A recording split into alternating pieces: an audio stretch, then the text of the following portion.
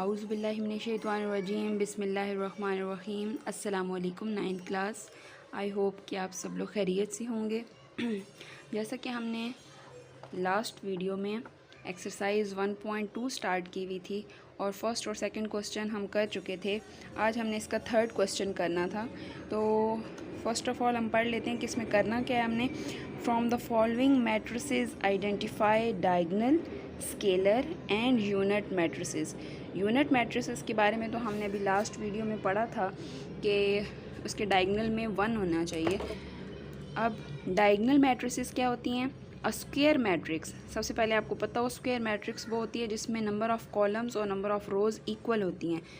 तो a square matrix A is called a diagonal matrix if at least any one of the entries of the diagonal is not zero and non-diagonal entries are zero। Means कि ये जो diagonal है इसमें non zero number होने चाहिए और इसके अलावा सारे ज़ीरो होने चाहिए। ठीक है, और ये हमारे पास एग्जांपल है। जैसे ये हमारे डायगोनल है 1 2 3, इसमें एंट्रीज़ हैं और ये नॉन ज़ीरो हैं और डायगोनल के अलावा जो सारे एलिमेंट्स हैं वो ज़ीरो हैं। तो ये हमारे पास डायगोनल मैट्रिक्स बन गई।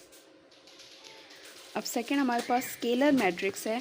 अ diagonal matrix is called a scalar matrix if all the diagonal entries are same and non zero.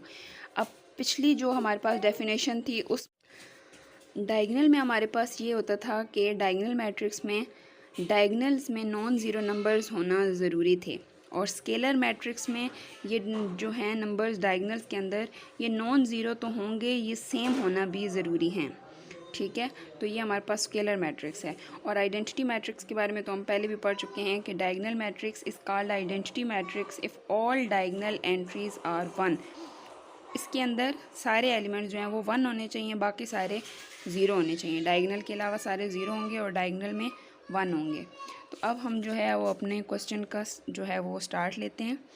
तो इसमें हमारे पास ABCDE ये पार्ट्स बने हुए हैं और इनको हम एक एक करके चेक करते जाएंगे कि कौन कौन सी मैट्रिसेस हैं जो आइडेंटिटी मैट्रिक्स होंगी, डायगोनल मैट्रिक्स होंगी और स्केलर मैट्रिक्स होंगी। तो अब हम स्टार्ट करते हैं अपना क्वेश्चन नंबर 3 कि इसमें हमने सबसे पहले तो चेक करना है कि कौन सी मैट्रिक्स है। फॉर एग्जांपल हमारे पास सबसे पहले जो A है मैट्रिक्स, उसके जो एलिमेंट्स हैं वो है 4 0 0 और 4। तो ये पहले हम चेक करते हैं आइडेंटिटी मैट्रिक्स के लिए। आइडेंटिटी मैट्रिक्स तो यहाँ पे 1 और 1 होना चाहिए, तो इसलिए आइडेंटिटी तो नहीं है। Next diagonal matrix.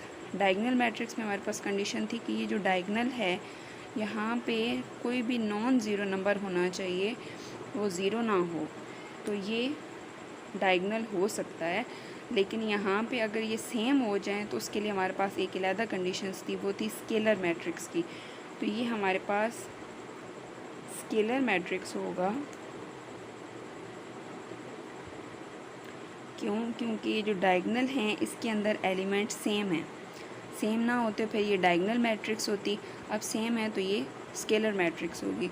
जैसा कि ये है, यहाँ पे अब हम डायगोनल में चेक करें तो हमारे एलिमेंट सेम नहीं हैं और ये नॉन ज़ीरो भी हैं, तो ये हमारे पास कंडीशन फुलफ़िल करता है डायगोनल्स के लिए।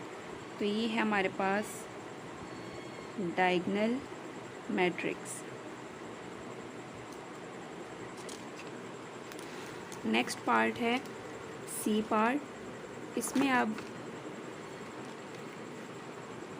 डायगोनल्स चेक करें तो दोनों एक तो सेम भी हैं और 1 भी हैं, तो पहली कंडीशंस तो ये फुलफ़िल करता है आइडेंटिटी मैट्रिक्स के लिए। और सेकंड हम इसको स्केलर मैट्रिक्स भी कह सकते हैं। स्केलर मैट्रिक्स क्योंकि डायगोनल में दोनों जो एलिमेंट्स हैं वो सेम हैं, तो ये डायगोनल मैट्रिक्स भी कहलाई जा सकती है। बट फर्स्ट जो इसकी है पहचान वो आइडेंटिटी मैट्रिक्स के नाम से होगी। अब यहाँ पे हम डायगोनल में चेक करें तो एक ज़ीरो है और एक नॉन ज़ीरो है। तो डायगोनल मैट्रिक्स में हमें उन्होंने कहा था कि अगर एक नंबर भी कोई नॉन ज़ीरो होगा तो वो डायगोनल मैट्रिक्स होगी। तो ये हमारे पास आ गई डायगोनल मैट्रिक्स। इसको थोड़ा सा सॉल्व करना पड़ेगा। 5 में से 3 को माइनस करेंगे 2 और ये ज़ीरो एज इट इज़, ये ज़ीरो भी एज इट इज़, 1 + 1 2। अब फिर हम डायगोनल को चेक करेंगे। डायगोनल में दोनों एलिमेंट्स सेम हैं और नॉन ज़ीरो हैं, तो ये हमारे पास स्केलर मैट्रिक्स की कंडीशन को पूरा करता है। तो अब आप लोगों के लिए जो एक टास्क है वो ये है कि आपने मुझे बताना है कि ये जो मैट्रिक्स है ये कौन सी मैट्रिक्स है। Identity, diagonal matrix, scalar matrix, check करके आपने मुझे बताना है और कमेंट्स में मैं चेक करूँगी कि किसका आंसर ठीक होगा। तो ये टास्क है आज आपके लिए। नेक्स्ट हमने क्वेश्चन नंबर 4 पे फोकस करना है। Find negative of matrices A B C D and E when. एक मैट्रिक्स दी हुई है, इसके अंदर ये एलिमेंट्स हैं, हमने इसका नेगेटिव फाइंड करना है।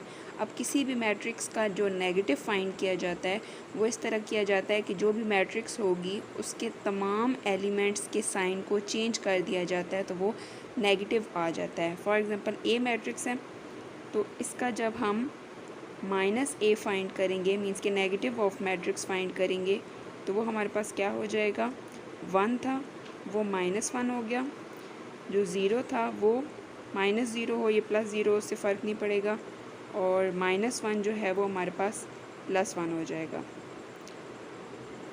तो ये ए मैट्रिक्स का नेगेटिव आ गया। अब नेक्स्ट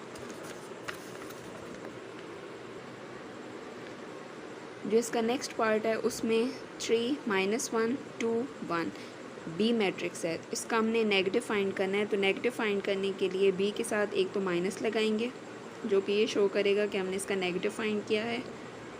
अब ऊपर यहाँ पे हमारे पास 3 था, यहाँ पे -3 हो जाएगा, यहाँ पे -1 था वो +1 हो जाएगा, 2 था ये भी +2 हो जाएगा, सॉरी -2 हो जाएगा क्योंकि प्लस से माइनस हो जाएगा, और 1 था वो हमारे पास -1 हो जाएगा। तो ये जो है इसका नेगेटिव ऑफ बी आ गया।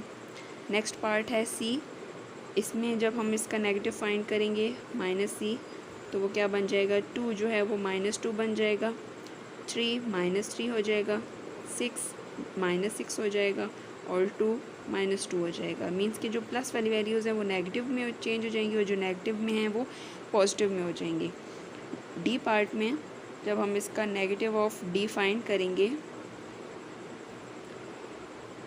तो -3 +3 हो जाएगा, 2 -2 हो जाएगा, -4 +4 हो जाएगा, प्लस लिखें या ना लिखें उससे फ़र्क नहीं पड़ता, 5 प्लस में है तो यहाँ पे माइनस में हो जाएगा। इसका लास्ट पार्ट है ई, इसमें भी जब हम इसका नेगेटिव ऑफ ई फाइंड करेंगे तो 1 जो है वो -1 हो जाएगा, 2 जो है वो -2 हो जाएगा, -5 जो है वो +5 हो जाएगा, और 3 जो है वो -3 हो जाएगा। तो इस तरह से हम किसी भी मैट्रिक्स का नेगेटिव ऑफ मैट्रिक्स फाइंड कर सकते हैं ईज़िली।